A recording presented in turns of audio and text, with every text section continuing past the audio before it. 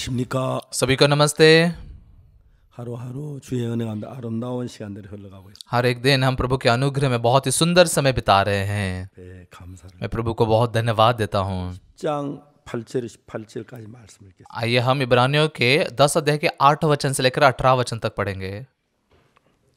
찾으셨으면 8절부터 읽겠습니다. अगर आपको मिला है तो मैं 8 वचन से आगे पढ़ूंगा।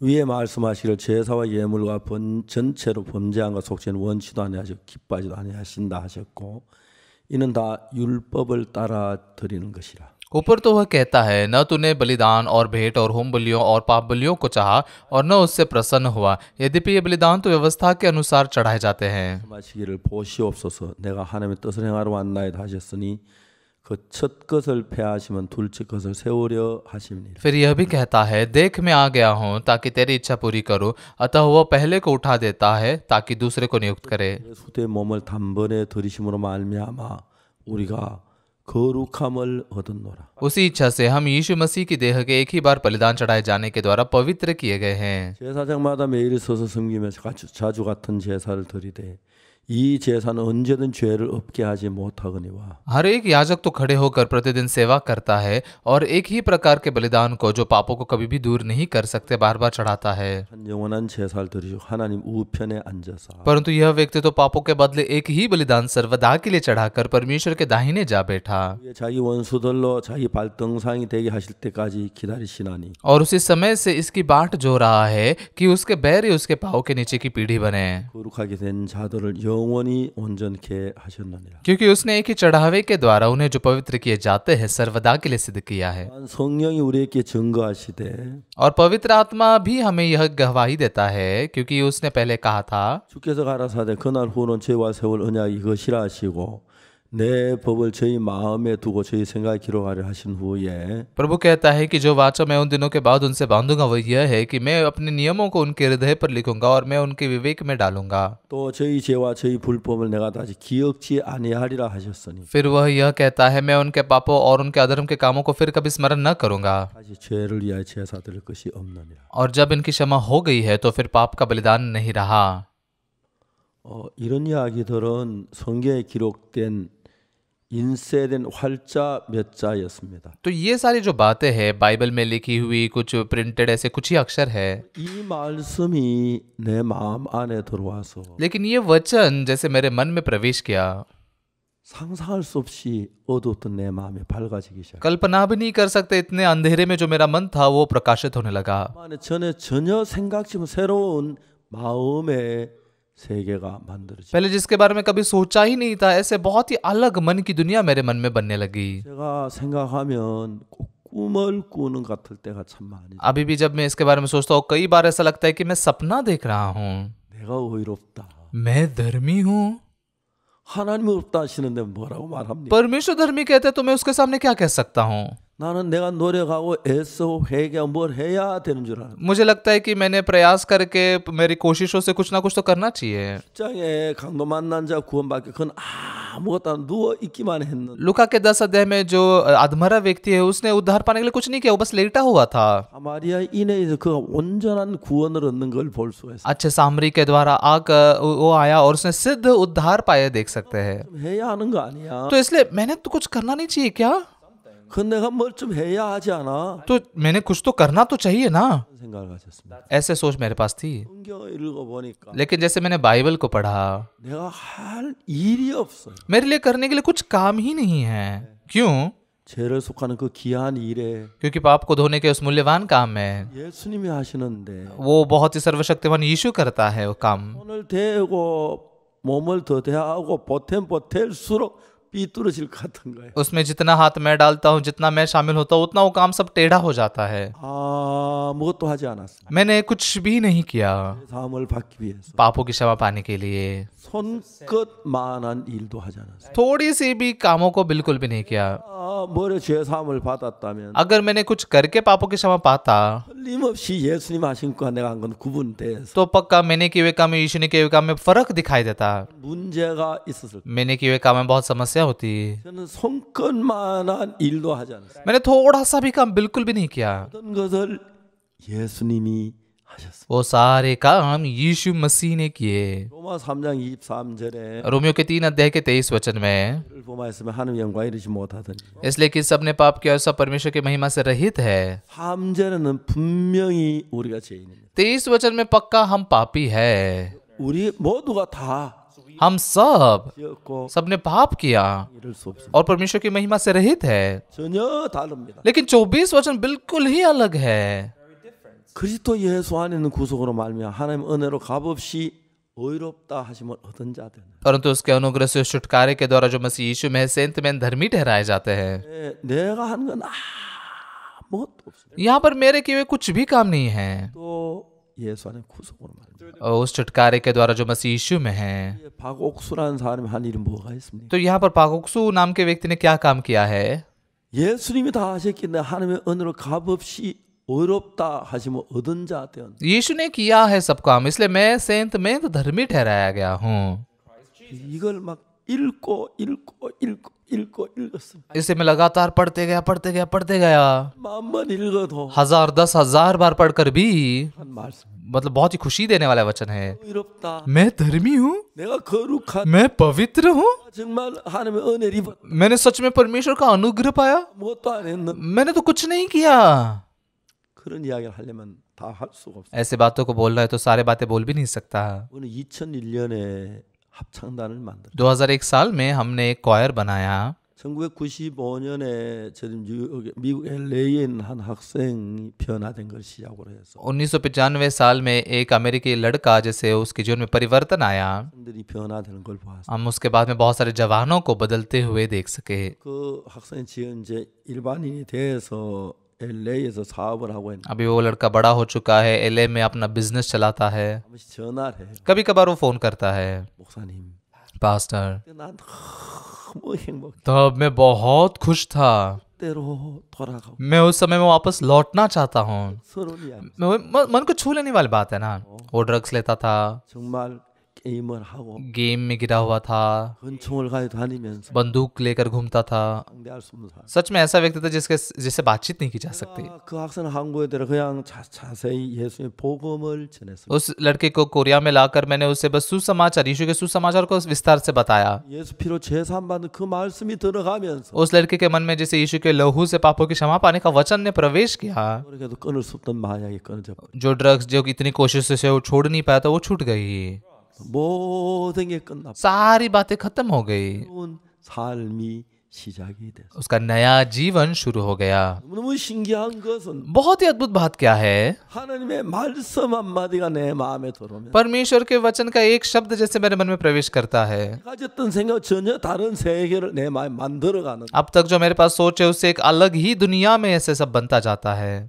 ये बहुत ही मतलब अद्भुत था। 우리가 합창단을 만들면서 जैसे हमने क्वायर बनाया 거기 있는 청소년들이 굉장히 많은 어둠 속에 있는 걸 봤어. तो हमने देखा कि जो जवान लोग हैं वो बहुत ज्यादा अंधकार में हैं। 이혼한 부모 밑에 자라는 청소년들 이제 속에는 깊은 상처가 있어. तलाक लिए हुए माँ बाप के नीचे जीने वाले बच्चों के मन में बहुत गहरे घाव होते हैं। 아빠가 살아야 하는데 उन्हें सौतेले पिता के साथ रहना पड़ता है। 자기 너무너무 싫어하는 겁니다. सौतेला पिता उन्हें बिल्कुल भी पसंद नहीं करता, 엄마한테 이야기할 수 없어. तो वो शिकायत अपनी माँ को भी नहीं बता सकते। 엄마한테 이게 엄마와 아빠 사이에 또 문제가 생길 माँ को बताएंगे तो माँ बाप के बीच में समस्या आ जाएगी। 거고 새 아빠를 죽이고 싶은 마음을 가진 학생들이 너무 많아요. तो इसलिए कुछ नहीं बोल पाते और अपने सौतेले पिता को मार डालने वाले का मन रखने वाले बहुत सारे विद्यार्थी हैं। 뭐로 일을 할 수가 없었어. तो उनके मन को देखकर मैं काम ही नहीं कर सकता था।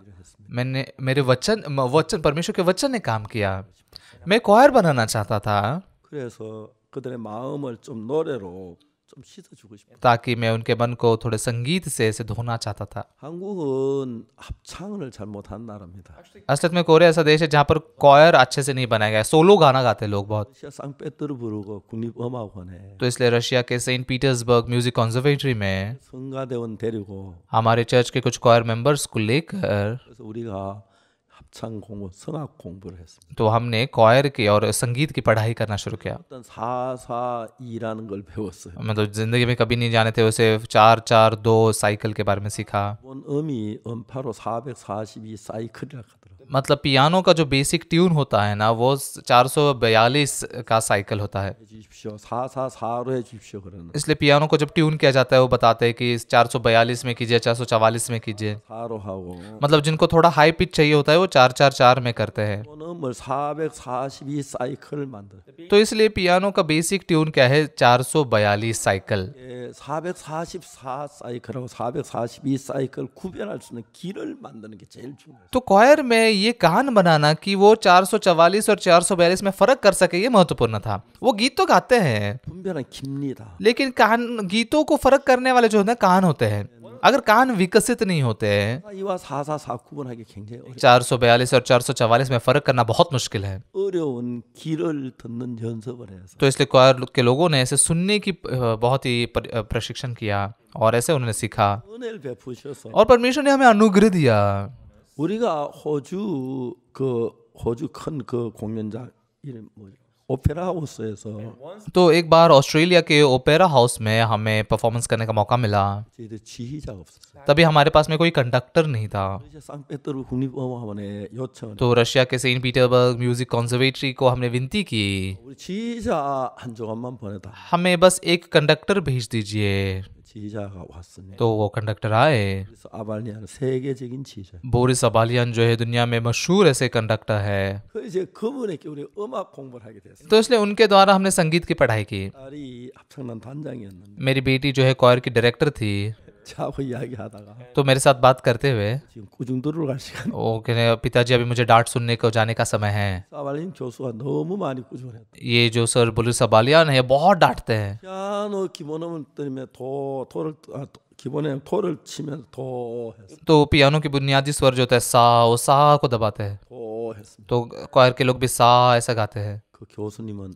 도가 아니다. लेकिन वो टीचर के लिए ये तो कोई सा नहीं है। 도라고 했는데 हमने तो सा गाया ना। 라고 미라고 안 했는데 नहीं, सा रे तो नहीं गाया ना। तो गलत है उन्होंने कह रहे थे। 정확한 사이클을 못 만들어낸 거예요. तो वो सटीक साइकिल नहीं बना पा रहे थे। 너무 어려웠어요. तो बहुत मुश्किल था। 그 과정을 합창단이 배웠어요. इस प्रकार की उस प्रक्रिया को क्वायर ने सीखा। 나왔어. बहुत आश्चर्यचकित बात थी। 2009년 제주 합창제에서 최고상. 2009 के जेजू क्वायर कंपटीशन में उनको सबसे बढ़िया पहला प्राइज मिला 합창제에서 최고상. और 210 में भी बुसान के क्वायर कंपटीशन में उनको ग्रैंड प्राइज मिला। 11년 부산 2011 साल में हुआ था बुसान का क्वायर कंपटीशन, 최고상을. वहां पर भी ग्रैंड प्राइज मिला। 14년 이태리 베달 가르다에서 최고상을. 2014 में इटली रिबेदगार्दा में उनको ग्रैंड प्राइज मिला। 4년 스위스 몽트레 합창제에서 혼성 분야에서 최고상을 받았어요. 2014 में स्विस मॉन्ट्रियल क्वायर कंपटीशन में उनको ग्रैंड प्राइज मिला। 15년 독일 마르크 도르프에서 최고상. 2015 साल में जर्मनी के मार्को दोबोद्रोफ में उनको ग्रैंड प्राइज मिला। 세계 최고의 합창단이 만들어졌어요. दुनिया का सबसे बेहतरीन क्वायर बनाया गया। 저는 제가 구원을 받고 난 뒤 मैंने उद्धार पाने के बाद में 어려움도 있고 मेरे पास बहुत सारी समस्याएं थी, बहुत सारे विरोधी भी थे, 더 큰 문제는 लेकिन बड़ी समस्या क्या थी? 부족함이 있었어요. मेरे पास बहुत सारी कमियां थी। 부족함 뭘 이렇게 하나하나 꼽을 수 없을 정도 많은 부족함. मतलब इतनी ज्यादा कमियां थी कि उनको भर ही नहीं सकता था मैं। 이 복음이 너무너무 좋아서 लेकिन ये सुसमाचार बहुत ही अच्छा था, 뭘 전하기 싫어. इसलिए मैंने सोचा ये सुसमाचार प्रचार करूंगा। 놀라운 것은 अद्भुत बात क्या है? 주께서 저와 함께하고 계시. प्रभु मेरे संग था। 그 어느 인간도 할 수 없는 일들을 तो इसलिए 가시는 거. कोई भी मनुष्य जो काम नहीं कर सकता उन कामों को करने के लिए परमेश्वर ने हमें चलाया। 어떻게 주님이 내 속에 일할 수 있어? कैसे परमेश्वर मेरे अंदर इतना काम कर सकता है? 말씀을 परमेश्वर के वचन को 한마디 하면 내 마음에 믿음으로 받아들여. एक वचन को मैंने मेरे मन में विश्वास से स्वीकार किया। 주님의 생각 너무 멀리 달라져 있는 마음인데 मेरी सोच और प्रभु की सोच तो बहुत ही अलग है, एक दूसरे से बहुत ही विपरीत है। 주의 말씀이 내 마음 안에 들어와서 लेकिन प्रभु का वचन मेरे मन में प्रवेश किया 너무 놀랍고 영광스러운 거. और बहुत ही अद्भुत और मतलब महिमा की बात थी वो। 내 추하고 더러운 육신을 이겨 주시는 것이. मेरे गंदे और दुष्ट ऐसे शरीर पर ये बातें जीत गई। 이게 강하거나 मुझ में मतलब नियंत्रण शक्ति ज्यादा थी 선한 मा음이 있어서 या फिर कुछ भला मन था, ऐसा नहीं है। हाँ, 그걸 하나 이겨주는 ये एक एक चीजों पर प्रभु का वचन जीतने लगा। क्या क्या वचन जीतने लगा? 믿음으로 들어왔어요. वचन मेरे मन में विश्वास से प्रवेश किया। 제가 오래전에 진주에서 그라시아스 합창단 공연을 했습니다. बहुत लंबे समय पहले हमने जिंजू में ग्राशिया स्क्वायर का परफॉर्मेंस किया था। 이런 이야기가 있는. वहाँ पर एक मजेदार कहानी है।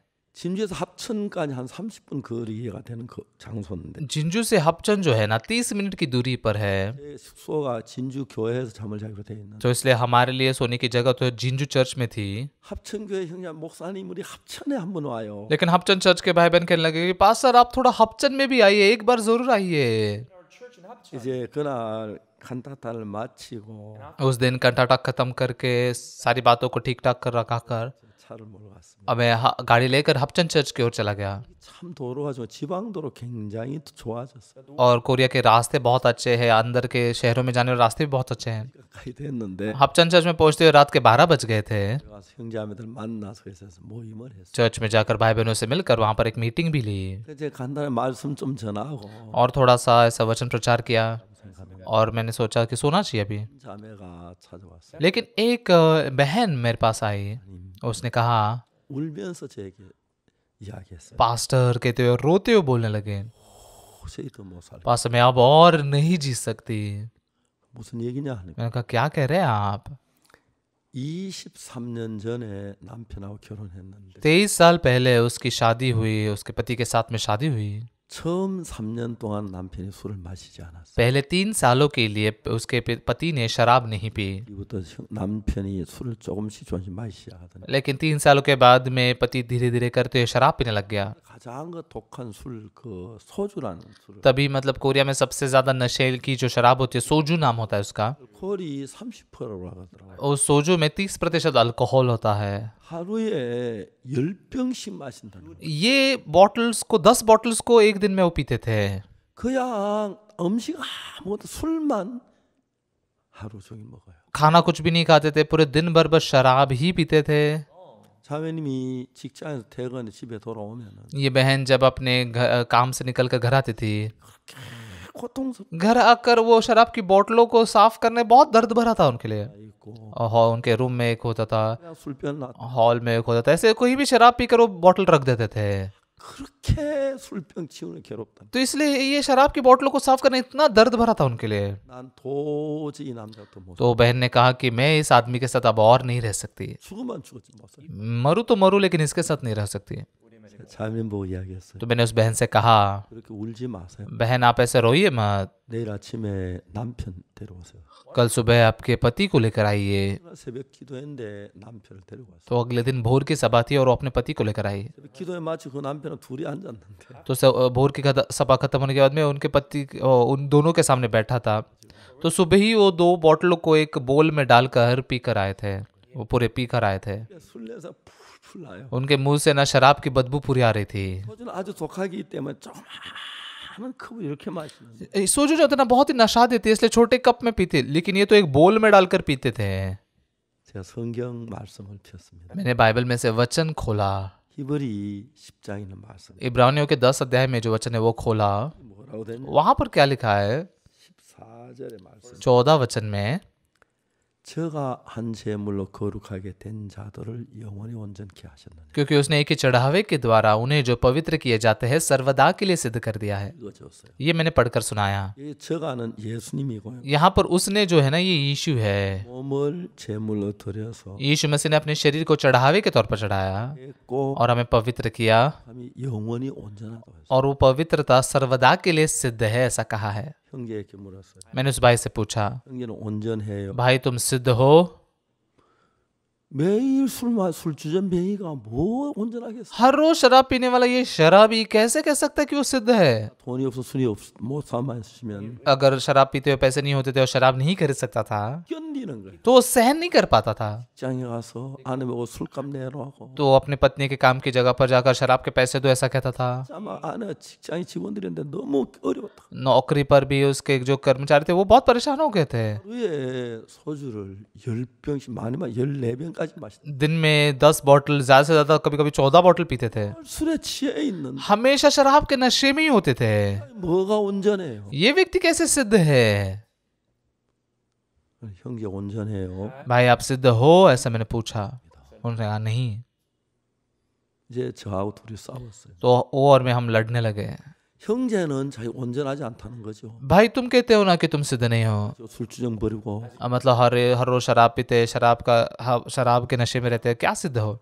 लेकिन इब्रानियों का 10 अध्याय 14 वचन, 하나님의 말씀. ये परमेश्वर का वचन है, 수목사의 얘기도 아니고 पास्टर ऑक्सफोर्ड की बात नहीं है, 성령이나 या किसी राष्ट्रपति ने कही बात नहीं है, 이야기도 या किसी बहुत ही अच्छे से पढ़े लिखे व्यक्ति की कहानी नहीं है, बल्कि ये परमेश्वर का वचन है। 하나님은 말씀하시기를 परमेश्वर कहता है, 한 제물로 거룩하게 된 자들 영원히 온전케 하셨다. क्योंकि उसने एक ही चढ़ावे के द्वारा उन्हें जो पवित्र किए जाते हैं सर्वदा के लिए सिद्ध किया है। 이 사하기 위하여 यीशु मसीह ने हमारे पाप को सर्वदा के लिए धोने के लिए 몸을 제물로 드려서 यीशु मसीह की देह को बलिदान चढ़ाया 하게 했고 और हमें पवित्र किया और हमें सर्वदा के लिए सिद्ध किया।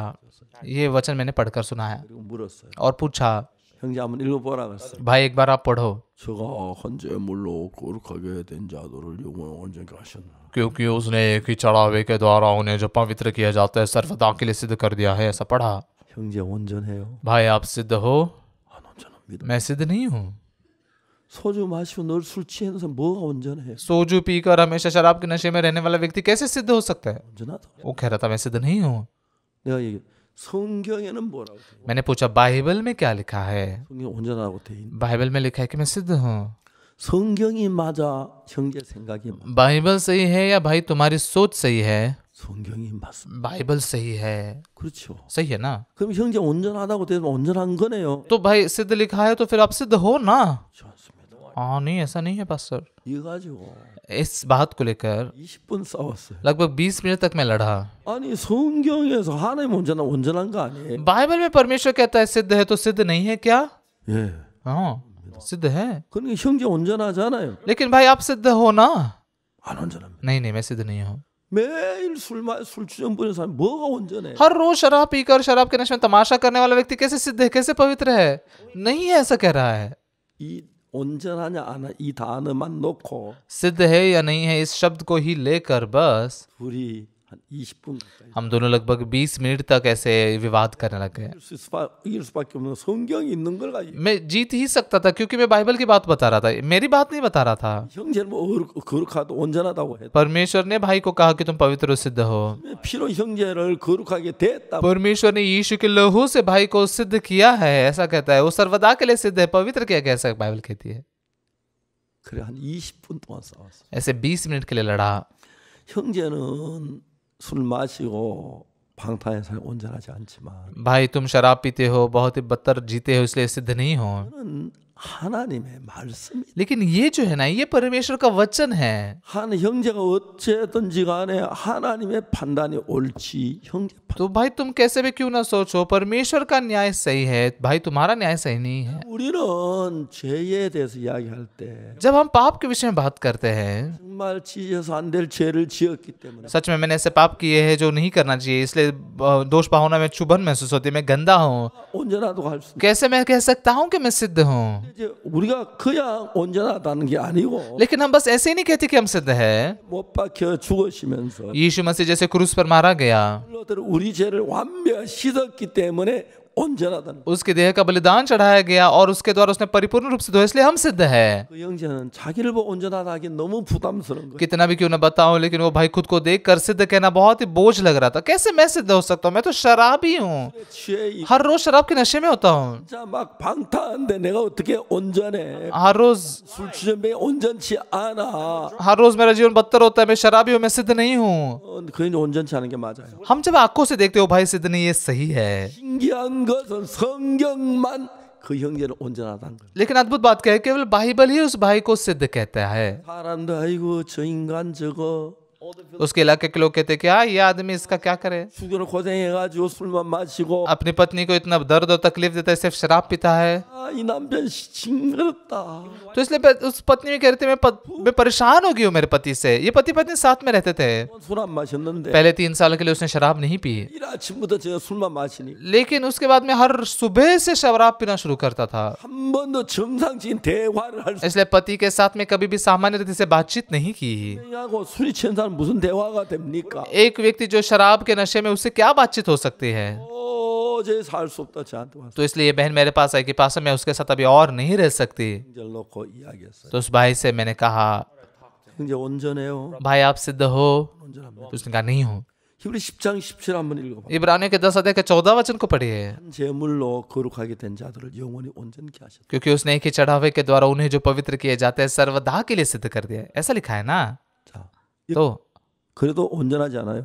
तो फिर भी क्या तुम सिद्ध नहीं हो? 온전합니다. नहीं, मैं सिद्ध नहीं हूँ। 형제가 자기 자신 매일 술 마시고 방탕하고 토하고 술병 늘어놓고 तो भाई तुम हर रोज शराब पीते हो, बदतर जीवन जीते हो, उल्टी करते हो, बॉटल यहाँ रखते हैं 건드람 다니고 और रास्ते पर ऐसे लड़खड़ाते हुए चलते हो। 누가 봐도 온전한 아이고 저 인간 कोई भी देखेगा तो कहेगा तुम सिद्ध नहीं। ये इंसान ऐसा कैसे है यार? ये इंसान, 그 아내가 얼마나 고통스럽게 तो उसकी पत्नी कितनी दर्द में होगी। 정상적인 대화를 할 이야기 대화가 안 돼. 늘 술에 취해 있어. सामान्य रीति से बातचीत भी नहीं कर सकते, हमेशा शराब के नशे में होता है। 23년 동안 결혼해 살았는데 23 साल तक वो पत्नी शादी के बाद रही। 20년 처음 3년 동안 술 안 마셨고요. पहले 3 साल के लिए उसने शराब नहीं पी थी। 10년 술 마시 아예 대화가 안 되니까 20 साल से शराब पीते हैं तो इसलिए बातचीत ही नहीं कर पाई थी वो। 거기에 짐승하고 같이 사는 거는 별로. बुरे तरीके से बोले तो जानवर के साथ रहने के समान ही था। 아내가 참다 20년 참 이젠 도저히 더 못. वो पत्नी ने भी सहन करते हुए 20 साल सहन किया, लेकिन अब और नहीं रह सकती। 특히 술병 치우는 게 그렇게 고통스럽다. विशेष करके वो शराब की बोतलों को साफ करना उसके लिए बहुत दर्द भरा काम था। 내가 그거 아주 간단할 것 같은데 मुझे लगा ये तो बहुत आसान बात होगी ना। 아이들 불러가지고 बच्चों को बुलाकर 술병 하나 치우면 1,000원씩 준다고 뭐 다 치워줄 건데 अगर हर रोज एक बोतल को बोतल साफ करोगे तो 1000 वॉन दूंगी, तो मजेदार होगा ना। 그날 그 형제하고 성경을 펴놓고 उस दिन उस भाई के साथ बाइबल खोलकर मैंने बात की। 내가 온전치 않아. वो भाई कहने लगा मैं सिद्ध नहीं हूँ। 근데 성경은 너무 신기한 게 लेकिन बाइबल बहुत अद्भुत क्यों है? 형제를 온전하다는 거예요. उस भाई को सिद्ध कह रही है। 그 형제는 나나 별로 다를 거 없어. वो भाई और मुझ में कुछ ज्यादा फर्क नहीं है। 술에 취하지 않았어. मैं शराब के नशे में नहीं रहा हूँ। 교회를 다녔기 때문에 बचपन से चर्च में जाता था, 친구들 조금 마셔본 적 있지만 मतलब दोस्तों के साथ कभी थोड़ा सा पी लिया, ऐसा था, 않았습니다. लेकिन मैंने शराब नहीं पी 그러지도 않았고 और कभी लड़खड़ाया नहीं है 뭐 토하지도 않았고 और कुछ उल्टी भी नहीं की। 그 형제는 나나 별로 다를 거. लेकिन वो भाई और मुझ में कुछ ज्यादा फर्क नहीं है। 그 형제가 그날 생각을 하고 तो उस भाई ने उस दिन सोचा, बहुत सोचा, लगातार सोचते गया। 자, 성경에는 형제가 온전하다고 돼 있다. बाइबल में लिखा है कि भाई तुम सिद्ध हो। 성경에는 형제가 거룩하다고 돼 있다. बाइबल में लिखा है कि भाई तुम पवित्र हो, 제가 한 제물로 거룩하게 된 자 영원히 온전케. क्योंकि उसने एक ही चढ़ावे के द्वारा उन्हें जो पवित्र किए जाते हैं सर्वदा के लिए सिद्ध कर दिया है। 이 땅에 참 많은 교회를 다니는 사람들이 इस पृथ्वी पर बहुत सारे लोग हैं जो चर्च में जाते हैं। 술은 안 마셨을는지 모르겠지만 शायद से उन्होंने इस भाई के समान शराब ना पी हो, 온전치 않은 거. लेकिन जब वो अपने आप को देखते हैं वो सिद्ध नहीं है, 거짓말을 해서 झूठ बोला है, 테러했어. अबॉर्शन किया है या फिर कुछ ना कुछ तो पाप किया है, 똑같아요. बिल्कुल इस भाई के समान है। 그렇기 때문에 그 형제가 자기 자신을 뭐 자기를 온전하다고 할 수가 없어. इसलिए वो भाई अपने आप को देखकर सिद्ध बिल्कुल भी नहीं कह सकता था। 근데 성경은 뭐라고 말하냐면 लेकिन बाइबल क्या कहती है? 형제 보고도 그렇게 말해요. उस भाई को ऐसा कौन कह रहा है? 한 제물로 क्योंकि उसने एक ही चढ़ावे के द्वारा, 예수님을 가르쳐. ये उसने मतलब कौन है? यीशु मसीह है। 예수님이 그 몸을 제물로 드려서 यीशु मसीह ने उसके शरीर का चढ़ावा चढ़ाकर 죽으시고 भाई के पाप के लिए वो मारा गया 영원히 온 और उस भाई के पाप को, 성경은 이야. उसके पापों को आनंद काल के लिए परिपूर्ण रूप से धो दिया, ऐसे बाइबल कहती है। 한 제물로 거룩한 영원히 온전케 하셨다. क्योंकि उसने एक ही चढ़ावे के द्वारा उन्हें जो पवित्र किए जाते सर्वदा के लिए सिद्ध कर दिया है। 싸웠습니다. और हम 20 मिनट के लिए से झगड़ा किए। 이긴 게 아니고 मैं नहीं जीता, 말씀이 이겼어. वचन जीता। 말씀이 이길 수 있는 사람 아무도 없지요. ऐसा कोई नहीं है ना जो 이 वचन पर जीत सकता है। परमेश्वर के वचन पर कौन जीतेगा? 가든 하나의 말씀은 भले हम समझ पाए या ना समझ पाए, परमेश्वर का वचन है। 지난 뒤에 20 मिनट बीतने के बाद 성경에 뭐라고 돼 있냐? बाइबल में क्या लिखा है? 온전하게 됐다고 돼 있지. उसमें लिखा है ना सिद्ध है, उसमें लिखा है ना पवित्र किए गए। हाँ हाँ लिखा है पास्टर। 온전하다고 돼 있고 तो बाइबल में लिखा है सिद्ध हो तुम, 온전하지 않다. और भाई तुम कहते हो कि तुम सिद्ध नहीं हो, तो कौन सी बात सही है? 오라 형제가 बाइबल सही है है या तुम सही हो भाई? उसने कहा बाइबल सही है। 성경이 옳지. तो बाइबल सही है ना? 온전한 것 तो भाई तुम सिद्ध हो, तुम पवित्र हो। 거룩합니다. नहीं, मैं पवित्र नहीं हूँ। 성경이 온전하다. नहीं, बाइबल तुम्हें सिद्ध कहती है ना, परमेश्वर तुम्हें पवित्र कहता है ना। 나지 형제 말이 맞아 하나님 말씀이 맞아. तो परमेश्वर सही है या भाई तुम सही, परमेश्वर का वचन सही है? 거룩한 거 아니야? तो परमेश्वर तुम्हें पवित्र कहता है तो तुम पवित्र नहीं हो भाई? 20분 뒤에 20 मिनट के बाद 그 형제가 보더니 तो भाई ने ऐसे देखा 그랬어요. और कहा और ऐसे सिर खुजाने लगा। 잘 모르겠어. पता नहीं उस समय उसका सिर क्यों खुजाने लग गया। 하여튼 머리를 끌더니 तो ऐसे सिर खुजाते हुए 온전하다 그랬어. उसने कहा मैं सिद्ध हूँ। 놀라운 일이 났어요. बहुत अद्भुत बात हो गई। 그걸 말씀이기 때문에 ये वचन है, 자기가 말씀을 거스려 이길 수는 없었어요. वो वचन के विरोध में जाकर जीत नहीं सकता था। 하나님이 온전하다면 온전한 것 맞네요. अगर परमेश्वर सिद्ध है, ऐसा कहता है तो सिद्ध है, यही सही है। 감사한 것은 धन्यवादित बात क्या है? 말씀이 그 마음에 믿어진 거예요. वो वचन उसके मन में विश्वास पा सका। 술 취했는 무슨 술 취해 온전해. 그래. पहले वो क्या सोचता था, मैं तो शराबी हूँ, कैसे शराबी सिद्ध हो सकता है? 그 20분 동안 싸우는 대가로 और मेरे साथ 20 मिनट झगड़ा करने के नतीजे के तौर पर परमेश्वर का वचन जीत गया। 놀라운 일이 일어났어요. अद्भुत बात होने लग गई। 그날 그 시간부터 उस दिन, उस समय से लेकर 이분은 20년 동안 진짜 술이 자기도 싫어서 끊으려고 그렇게 이를 악물고 20 साल तक इसने भी शराब से नफरत करके शराब छोड़ने की बहुत कोशिश की। 술 한 번 끊으려고 할 때마다 그렇게 고통스럽다. हर बार शराब छोड़ने की कोशिश करते समय वो बहुत दर्द में था, 안 되는 거예요. लेकिन नहीं हो सकता था। 그날 लेकिन उस दिन 그냥 그 말씀을 마음으로 믿음에 받아들여. उस वचन को उसने विश्वास से मन में स्वीकार किया। 내가 거룩하다. मैं पवित्र हूँ। 믿어지지 않는 거예요. विश्वास नहीं कर पा रहा था। 내가 의롭다. मैं धर्मी हूँ। 근데 성경 그렇게 얘기하는 거예요. लेकिन बाइबल ऐसा कहती है। 이 형제는 마지막 그때에 내 생각이 옳으냐 성경이 옳으냐 그거가 결정. तो आखिर में इस भाई को ये तय करना था, मेरी सोच सही है या बाइबल सही है। 믿을 수밖에. परमेश्वर के वचन पर वो विश्वास किए बगैर नहीं रह सका। 이제 마지막에 आखिरकार 내가 술주정뱅이지만 मैं भले शराबी हूँ, 하지만 मैं दुष्ट हूँ, 더럽지. मैं गंदा हूँ, 딴 거 다 놔두고 하나님이 의롭다면 의롭다. लेकिन बाकी की सारी चीजें छोड़कर अगर परमेश्वर धर्मी कहता है तो मैं धर्मी हूँ। 거룩하다면 거룩. अगर परमेश्वर मुझे पवित्र कहता है तो मैं पवित्र हूँ। ऐसा उसने विश्वास किया। 그 뒤에 무슨 일이 난지 아십니까? उसके बाद में क्या हुआ आप जानते हैं? 놀라운 일이. अद्भुत बात होने लग गई। 하루에 잠시도 술 안 마시면 못 견디는 사람. एक दिन में थोड़ा भी शराब पिए बिना नहीं रह सकने वाला व्यक्ति, 말씀이 그 마음에서 들어간다. परमेश्वर का वचन जैसे उसके मन में प्रवेश किया, 생각이 안 나. शराब की याद ही नहीं आ रही थी उसे। 있을 수가 없는. ये बात हो ही नहीं सकती ना। 그 다음부터 술 한 잔 못 마셨어. उस भाई ने उसके बाद में बिल्कुल शराब नहीं पी। 자, 오늘 제일 먼저 냉장고 술병으로 손이 가고 तो सबसे पहले उठने के बाद में उसके हाथ शराब की बोतल की ओर जाते थे। 더불어 모든 인생이 सोते समय भी शराब पीकर ही सोता था, मतलब शराब के द्वारा ही उसका पूरा जीवन चलता था। 그 머릿속 어떤 기억에도 술에 대한 기억이 없는 거예요. लेकिन उसके दिमाग में उस शराब के प्रति कोई याद नहीं रही। 기분 좋았던 그게 다 शराब पीते समय कितना अच्छा लगता था, ये सब गायब हो गया उसके मन से। 그를 거룩하게 한 거예요. परमेश्वर ने उसे पवित्र किया। 우리가 죄를 진짜 노력하거나 हम पाप नहीं करने की कोशिश करना, 노력하기 दुष्टता नहीं करने की कोशिश करना, 마음에 하나님 말씀을 받아들였을 때 हमारे मन में जब हम परमेश्वर के वचन को स्वीकार करते हैं, 우리 마음을 이끌어 가시는 거예요. वो परमेश्वर का वचन हमारे मन को चलाता है।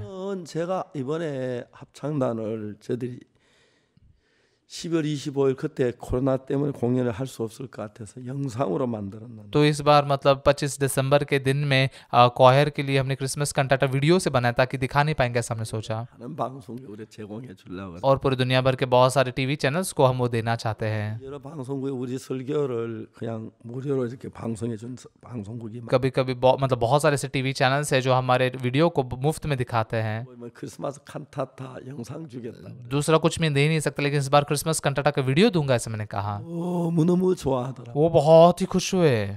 이번에 아프리카 가서 इस बार अफ्रीका में जाकर 케냐에 가서 방송 인터뷰하면서 केन्या में जाकर जैसे ब्रॉडकास्टिंग चैनल में इंटरव्यू दिया, 고맙다고 इ야기하고 मैंने कहा कि मैं बहुत धन्यवादित हूँ 칸타타 영상 주겠다고 और क्रिसमस कंटाटा का वीडियो दूंगा ये भी कहा। 그러고 지금 이제 마지막 이제 막 그 촬영 끝나고 이제 막 마저 마무리하고 있는데 तो अभी मतलब वीडियो रिकॉर्डिंग लगभग खत्म ही हो गया है, खत्म हो चुका है सब काम, तो बहुत ही व्यस्त है वो लोग। 그 합창단이 어린 아이 하나가 아역으로 나가는데 तो वहाँ पर क्वायर में एक छोटा बच्चा है जो बच्चे का वो किरदार निभा रहा है। 애들이 이 교회 안에서 합창단 신앙 생활을 배워놓으니까 तो ये बच्चे जो है चर्च के अंदर क्वायर में रहते हुए आत्मिक जीवन जैसे सीखते हैं। 연기를 잘하는 कितने अच्छे से एक्टिंग कर रहे पता है आपको, 유명한 감독이었는데 मतलब एक बहुत ही मशहूर डायरेक्टर थे जो वहाँ पर आए थे। 감독이 그 아이 좀 데려가고 싶다. वो डायरेक्टर ने कहा कि इस बच्चे को मैं ले जाना चाहता हूँ 유명한 아역 스타가 돼버렸어. और ये बहुत ही मशहूर ऐसे किड स्टार बनेगा, ऐसा उन्होंने कहा। 크리스마스 칸타타 너무 아름답게 지금 만들어. क्रिसमस कंटाटा बहुत ही सुंदर रीति से अभी बनाया गया।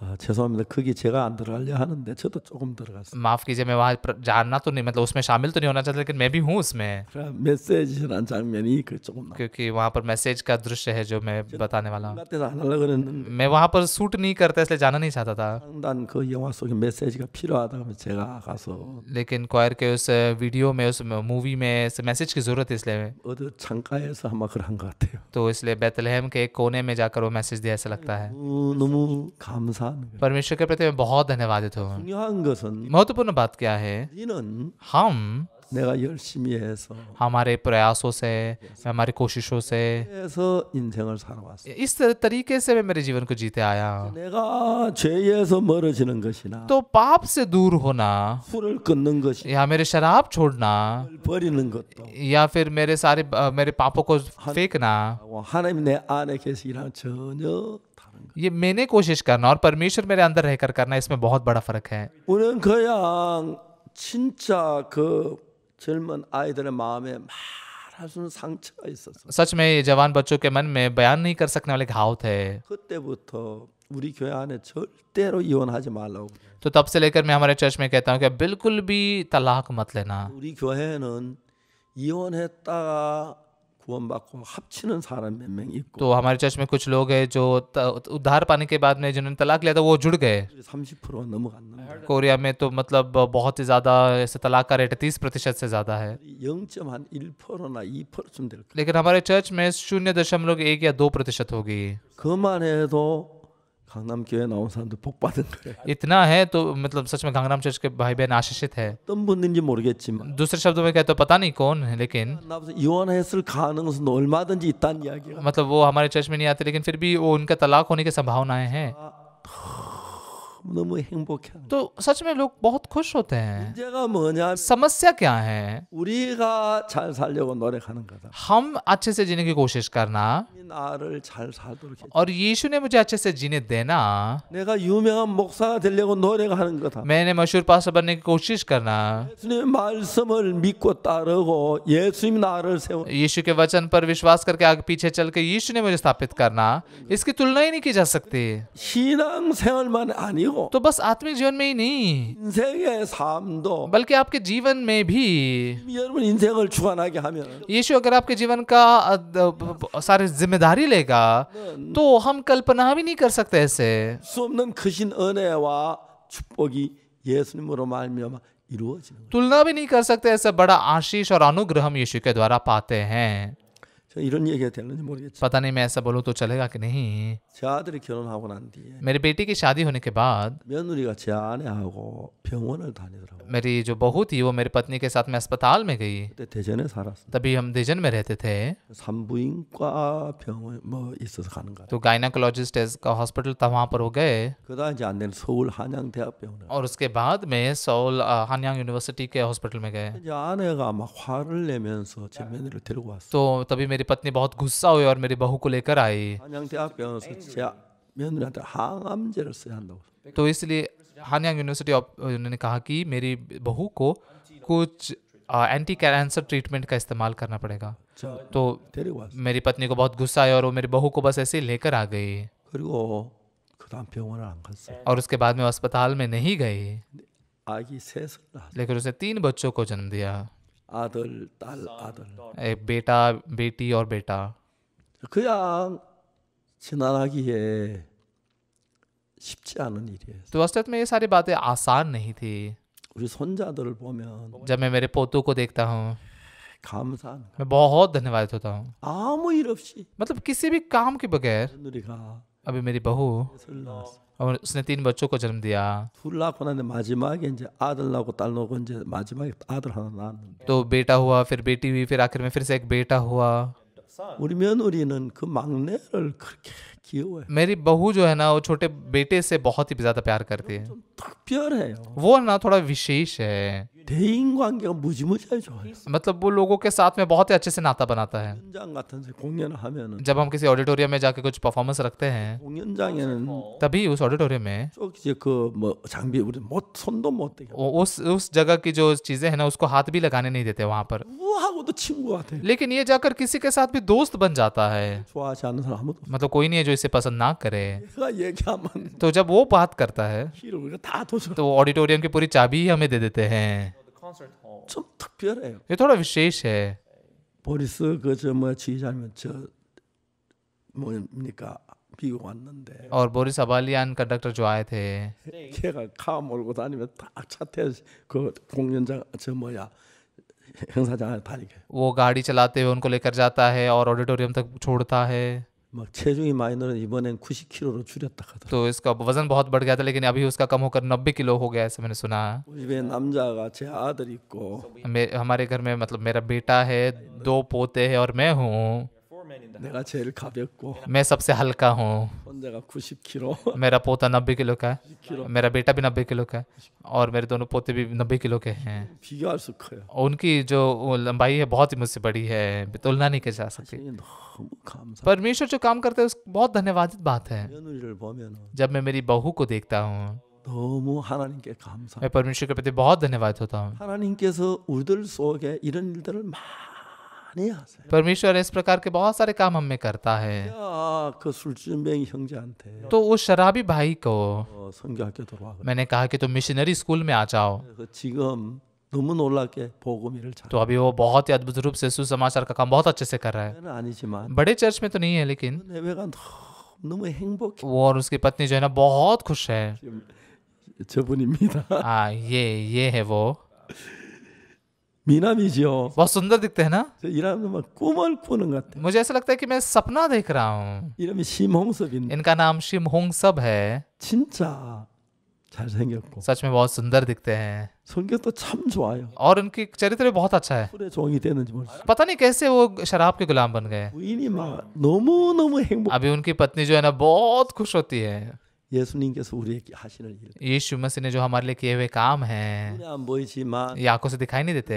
대부분 우리 노력으로, 우리 방법으로, 우리 인간 수단으로 일을 हम आमतौर पर हमारे प्रयास, हमारे कोशिश मनुष्य के तरीके से काम करते हैं, 하게 들어와서 일하기를 원하시는. लेकिन यीशु हमारे अंदर प्रवेश करके काम करना चाहता है। 중요한 것. सबसे महत्वपूर्ण बात क्या है? 우리가 죄를 사함 받는 것. पापों की क्षमा पाना 우리가 해서 되는. ये हमारे द्वारा नहीं होता, 예수님이 우리를 이끌어 주시는. बल्कि यीशु हमें उसके तरफ चलाता है। 그 예수를 믿는 것이 तो हम उस यीशु पर विश्वास करते हैं। 때 더러운 정말 죄인인데 मेरी नजरों में मैं गंदा पापी हूँ, 인데 लेकिन एक शराबी हूँ, दुष्टता मैंने की, 주님이 어렵다 하시면 लेकिन अगर प्रभु मुझे धर्मी कहता है तो मैं धर्मी हूँ। 이게 너무너무 ये बहुत ही धन्यवादित बात है। 종 성경 읽다가 कभी कभी जब मैं बाइबल पढ़ता हूँ, 내가 나를 보면 जब मैं अपने आप को देखता हूँ, 내가 뭐가 거룩해. मैं क्या पवित्र हूँ। 정말 저 뭐 형편없는 사람이었는데 सच में मैं तो बहुत ही बदतर इंसान था, 세월이 흘렀습니다. लेकिन अभी समय बहुत बीत चुका। 내년 되면 이제 그다음에 딱 60년이 되는데 अगले साल तक लगभग उद्धार पा के 60 साल बीत जाएंगे। 10년 동안 पिछले 60 सालों के लिए 내가 성교학교에 있을 때 जब मैं मिशनरी स्कूल में था, जब अपकोकदोंग में था, चांगपाली में था, सेना में गया, जब मैं किमचन में था, देगू में था, 하는 일들이 있어요. ऐसे बहुत सारी बातें वहां पर हुई है। 근데 그 어느 것도 लेकिन वो कोई भी बात 주님으로 말미암아 प्रभु के द्वारा 되자는 게 प्रभु के द्वारा सुलझ नहीं सकने वाली कोई बात नहीं थी। 이런 복음을 위한 삶을 사는 मैं ऐसे सुसमाचार के लिए जैसे जीवन जीता हूँ। 케냐, 가나, 코트디부아, 토고 4개 나라를 다녔어요. इस बार अफ्रीका के केन्या, घाना, कोत दिवार, टोगो ऐसे 4 देशों में गया। 지도자들을 만났어요. वहां पर बहुत सारे क्रिश्चियन लीडर्स से मिला। 말할 수는 우리가 은혜를 입었어요. हमने बयान नहीं कर सकने वाला अनुग्रह पाया। 세계에 전파돼요. ये सुसमाचार पूरी दुनिया भर में प्रचार किया जा रहा है। 너무 감사한. मैं परमेश्वर के प्रति बहुत ही धन्यवादित हूँ। 내가 이런 일을 할 만한 능력이 전혀 없는. मेरे पास में ऐसे काम करने की काबिलियत बिल्कुल नहीं है। 술을 끊으려고 몇 번 노래. उस भाई ने शराब छोड़ने की कई बार कोशिश की। 그래서 한 번 하다 실패하고 두 번 실패하고 세 번 하시. एक बार करके नाकामयाब हुआ, 2 बार नाकामयाब, 3 बार नाकामयाब हुआ। 골통이 아프고 तो इसलिए शराब छोड़ने की सोच से उसको दर्द होता था, 막 괴로운데 बहुत पीड़ित और दर्द में होता था। 수없이 술에 져서 लेकिन फिर भी कुछ नहीं कर सकता था, वो शराब के नशे में था और उसी के गुलाम बन गया। 제가 예수님의 말씀을 믿었어요. इस भाई ने यीशु के वचन पर विश्वास किया, 제가 한 제물로 क्योंकि उसने एक ही चढ़ावे के द्वारा 된 자들을 영원히 온전케 하셨다. उन्हें जो पवित्र किए जाते हैं सर्वदा के लिए सिद्ध कर दिया है। 저는 그는 형제 난 절대 거룩하지 않아. तो मैं, वो भाई कहते हैं मैं पवित्र नहीं हूँ, मैं सिद्ध नहीं हूँ, मैं शराबी हूँ, मेरा इस्तेमाल नहीं किया जा सकता, मेरे साथ कुछ नहीं हो सकता, कुछ भी करूँ तो कुछ नहीं होने वाला। 두 번, 세 번 끊어 노력했는데 शराब छोड़ने की 2-3 बार उसने कोशिश की। 술을 끊을 생각만 너무 고통, तो अभी जब वो शराब छोड़ने की सोचता भी था तो उसे दर्द होता था। 너무 괴롭다. 도저히 안 돼. 술을 다시 शराब में जीने के लिए मतलब बहुत दर्द होता, लेकिन फिर से शराब पिए बगैर नहीं रह सकता था। 끊는 거 불가능하다. उसे लगा कि पूरी जिंदगी भर शराब छोड़ना असंभव होगा। 그 형제 보고 술 끊으라고 얘기 한 번도 안. मैंने उस भाई को एक बार भी नहीं कहा शराब छोड़ो, बस 성경에 믿어라. बाइबल के वचन पर विश्वास करो कहा, बस इतना ही कहा। 성경 저가 한 제물로 거룩한데 영원히 온전. बाइबल में लिखा है कि क्योंकि उसने एक ही चढ़ावे के द्वारा उन्हें जो पवित्र किए जाते हैं सर्वदा के लिए सिद्ध किया। भाई कहते हैं मैं पवित्र नहीं हूँ। 거룩하면 거룩한. अरे बाइबल अगर कहती है तुम पवित्र हो तो तुम पवित्र हो। 나 요나 하나님 तुम्हारी सोच सही है या परमेश्वर का वचन सही है? 말씀이 올 수. परमेश्वर का वचन सही है। 온전하면 온전한. परमेश्वर अगर तुम्हें सिद्ध कहते हैं तो सिद्ध नहीं हो?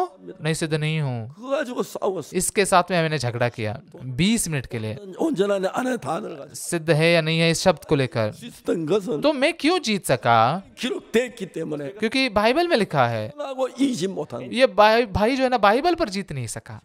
आखिर में 온전합니다. और उसने कहा मैं सिद्ध हूँ। 그렇게 믿었어. ऐसे उसने विश्वास किया। 술 마셔도 शराब पीकर भी 예, 온전하다고 돼. मैं सिद्ध हूँ ऐसा लिखा है पास्टर। 우리 막 각기다 온전하다 그렇게 하지도 않았어. तो इसलिए मैं अभी सिद्ध हूँ बोल के शराब पीऊंगा, ऐसा भी नहीं किया। 결국 안 돼서 온전하다 그랬어. आखिरकार उसने क्या कहा कि मैं सिद्ध हूँ। 그 말씀이 और वो वचन 마음에 믿었어요. जब उस भाई के मन में विश्वास किया गया, उसने कहा मैं सिद्ध हूँ, मैं पवित्र हूँ। 왜? क्यों? 성경에 기록돼. बाइबल में ऐसा लिखा है इसलिए। 자, 오늘 우리 신앙의 문제 가장 큰 문제는 आज हमारे आत्मिक जीवन की बड़ी समस्या क्या है? 예수님 판단하고 차이. मेरा न्याय और यीशु के न्याय में फर्क है। 성경 여러 곳에서 बाइबल के कई जगहों पर 우리 죄를 기억지 않는다. परमेश्वर कहता है कि वो हमारे पाप को स्मरण नहीं करता, उसने हमारे पाप को धोया है। 이 역사에서 शैतान ने काम किया है। 3장 23절 रोमियो के 3-23 वचन में, 죄를 보면 하나님 영광 이르지 못하. इसलिए कि सब ने पाप किया है और परमेश्वर की महिमा से रहित है। 완전은 죄인이고 23 वचन में पापी हैं, 의롭게 돼. लेकिन 24 वचन में धर्मी ठहराए गए हैं। 신기한 것은 बहुत अद्भुत बात क्या है? 교회를 다 예수 믿는 사람이 चर्च में जाकर यीशु पर विश्वास करने वाले लोग 3절은 아는데 23 वचन जानते हैं, 4절은 मो르는 거야. लेकिन 24 वचन नहीं जानते। 이 얼마나 내가 이디오피아 갔을 때 जब मैं एक बार इथोपिया गया था, 제기 전에 इथोपिया के एक वाइस चांसलर ने मुझे फोन किया, 제가 목사님하고 13시간 떨어진 곳에 있습니다. पास्टर मैं आप जहाँ पर वहाँ से 13 घंटे दूर एक जगह पर हूँ।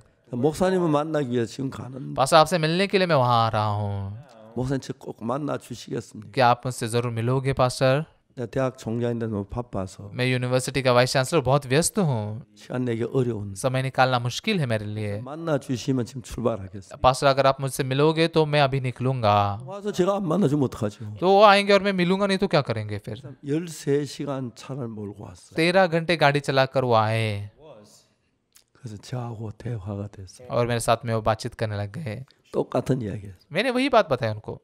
총장님 온전하십니까? आपने पूछा कि वाइस चांसलर सर आप सिद्ध हो? उन्होंने कहा कि नहीं हूँ। 그 제가 얘기했어요. तो मैंने उनसे कहा, 먼저 로마 3장 23절을 मैंने पहले रोमियो का 3-23 वचन पढ़ा, 모든 사람이 죄를 보아 하나님의 영광을 이루지 못한. इसलिए कि सबने पाप किया और परमेश्वर की महिमा से रहित है।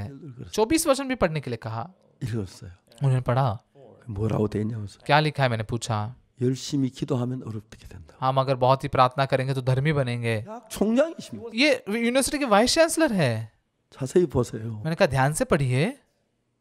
열심히 기도하면 아니고 노력하면 어렵게 되는. आने नहीं, प्रार्थना करके नहीं, बल्कि प्रयासों से हम धर्मी बनेंगे, ऐसा कहा। 자, 이 성경은 ये वचन जो है, 내 노력으로 된 것도 아니고 ये बाइबल जो है मेरी प्रयासों से कुछ होता नहीं कहते हैं, या मेरी मेहनत से नहीं, 된 거야. मेरी इच्छा शक्ति से नहीं, मेरी भलाई से नहीं, 그리스도로 되어져. बल्कि मसीह के द्वारा होता है ये।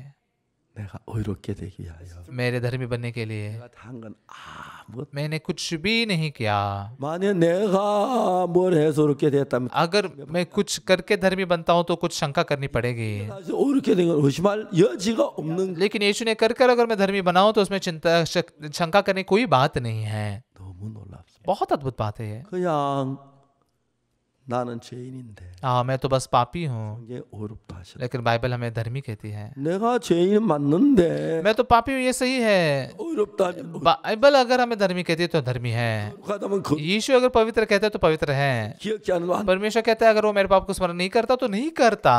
하나님의 말씀을 마음으로 믿은 것 봐. परमेश्वर के वचन पर मैंने मन से बस विश्वास किया। 내가 마음으로 그 말씀을 믿었을 때 जब मैंने मन से उस वचन पर विश्वास किया, 마음 안에 성령의 역사 विश्वास करने वाले उस मन के अंदर पवित्र आत्मा ने काम किया, 거룩해지기 시작해. तो मेरा जीवन पवित्र होने लगा, परमेश्वर काम करने लगा। 내가 잘난 것 아무것도 없어. मुझ में कुछ भी बेहतर नहीं था, मैं होशियार नहीं था, 저는 부족한 사. सच में मैं बहुत ही कमजोर व्यक्ति था। 말씀을 믿었어. मैंने बस परमेश्वर के वचन पर विश्वास किया। 거룩하다면 거룩. परमेश्वर अगर पवित्र कहता है तो पवित्र हो, 그다음에 परमेश्वर अगर धर्मी कहता है तो धर्मी हो।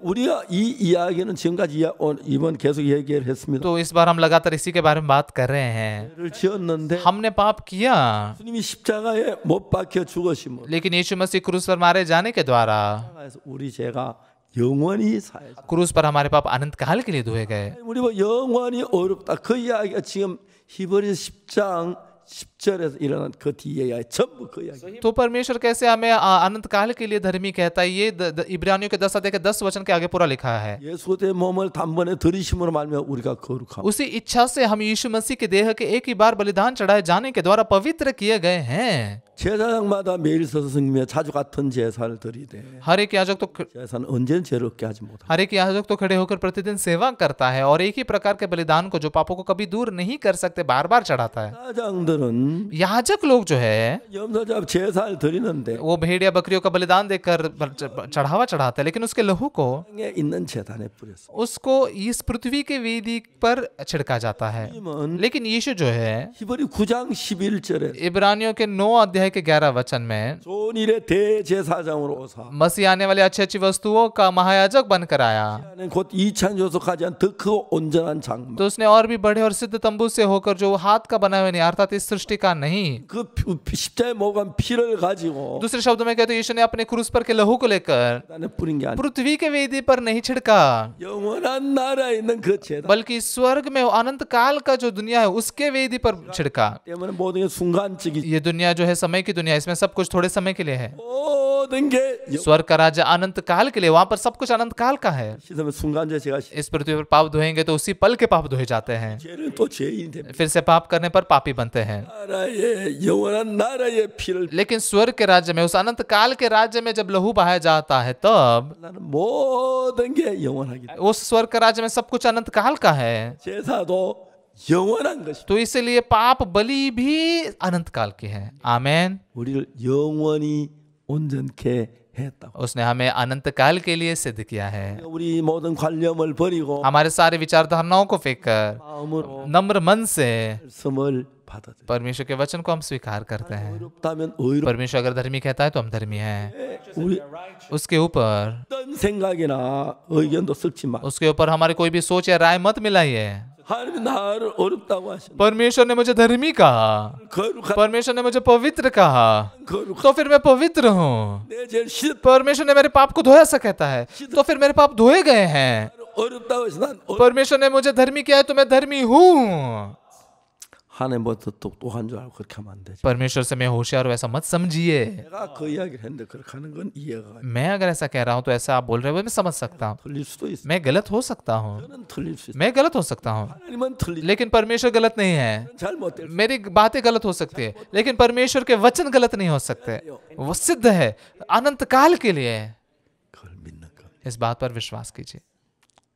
그래서 그 형제는 तो इसलिए वो भाई 전 얼마나 행복하게 복음 위에 사는지. अभी बहुत ही खुशी से सुसमाचार के लिए जी रहा है। 그 자매님이 그렇게 행복해. वो बहन भी इतनी खुश है, 꿈을 꾸는 것. ऐसा लगता है कि सपना देख रहे हैं। 부부 너무너무 다정해. वो जो पति पत्नी है ना, बहुत ही ज़्यादा अच्छे हैं, मतलब बहुत ही ऐसे बहुत ही ज़्यादा दयालु है, इतने कि उनसे जलन होने लगे, ऐसे बहुत दयालु है। क्यों?